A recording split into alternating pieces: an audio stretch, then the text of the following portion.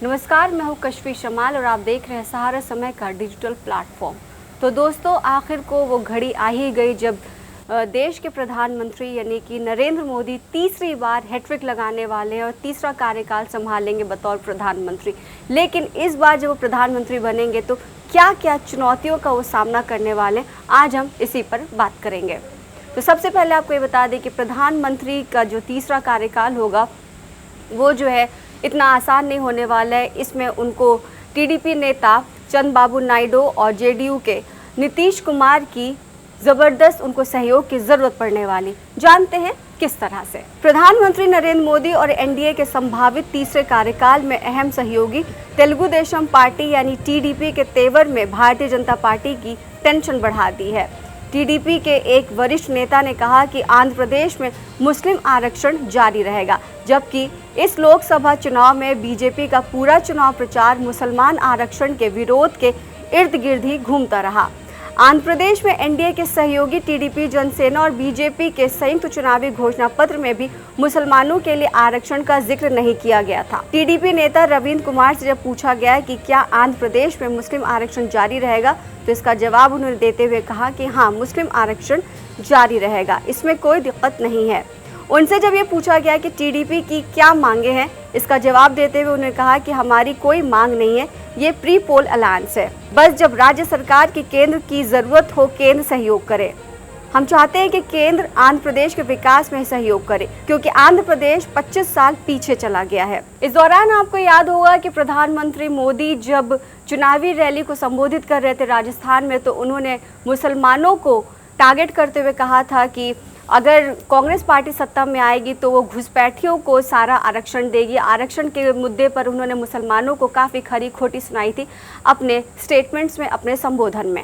लेकिन अब जो है प्रधानमंत्री मोदी इस बात को मान गए कि आंध्र प्रदेश में जो मुसलमानों का आरक्षण है उसको कोई छीन नहीं सकता। वहीं नीतीश कुमार की पार्टी जेडीयू 12 तो चंद्रबाबू नायडू की पार्टी टीडीपी ने 16 सीटों पर जीत दर्ज की है। एनडीए घटक दल की हुई बैठक में नीतीश और नायडू दोनों ने कहा कि वो एनडीए के साथ हैं, लेकिन सूत्रों की माने तो नीतीश और नायडू एनडीए के साथ तो है, लेकिन उनकी डिमांड भी काफी है। वहीं सूत्रों के हवाले से खबर आ रही है कि नीतीश कुमार और चंद्रबाबू नायडू इन दोनों की नजरें केंद्र सरकार के टॉप 10 मंत्रालयों पर है। जेडीयू और टीडीपी दोनों चाहते हैं कि उन्हें गृह, रक्षा, वित्त, विदेश, राजमार्ग, वाणिज्य, रेलवे, कृषि, पेट्रोलियम आदि वाले मंत्रालय मिले। हालांकि बीजेपी टॉप 5 मंत्रालय देने के पक्ष में नहीं है, मगर इन दोनों दलों का मानना है कि ये पहले की गठबंधन सरकारों में भी ऐसे अहम मंत्रालय मसलन गृह मंत्रालय, रक्षा मंत्रालय और वित्त मंत्रालय सहयोगी दलों के पास रहे हैं। वहीं जेडीएस की भी मोदी सरकार 3.0 में कृषि और हेल्थ पर नजर है। जहां नीतीश कुमार और चंद्रबाबू नायडू ने शर्त रखी, तो वहीं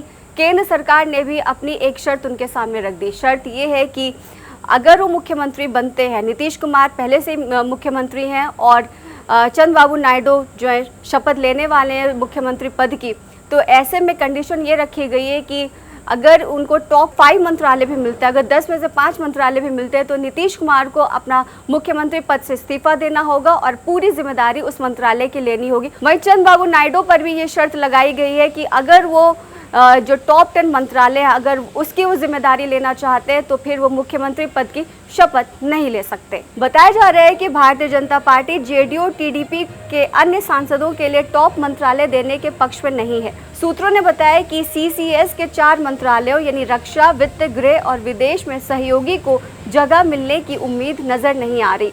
मोदी सरकार 2.0 में रेलवे, सड़क परिवहन आदि में बड़े सुधार किए गए हैं और भारतीय जनता पार्टी इन्हें सहयोगियों को देकर सुधार की रफ्तार धीमी नहीं करना चाहती। हालांकि गठबंधन के खेल में अब भाजपा को सहयोगियों की कुछ मांगे माननी पड़ेंगी, ये उनकी मजबूरी भी है। मोदी 1.0 और मोदी 2.0 में सहयोगियों की संख्या के अनुपात में मंत्री पद देने के बजाय केवल सांकेतिक नुमाइंदगी दी गई थी। अगर टीडीपी और जेडीयू सरकार की शर्तों को नहीं मानेगी, तो ऐसी खबरें आ रही और ऐसा अनुमान भी लगाया जा रहा है कि केंद्र सरकार को ही कोई ना कोई समझौता करना पड़ेगा।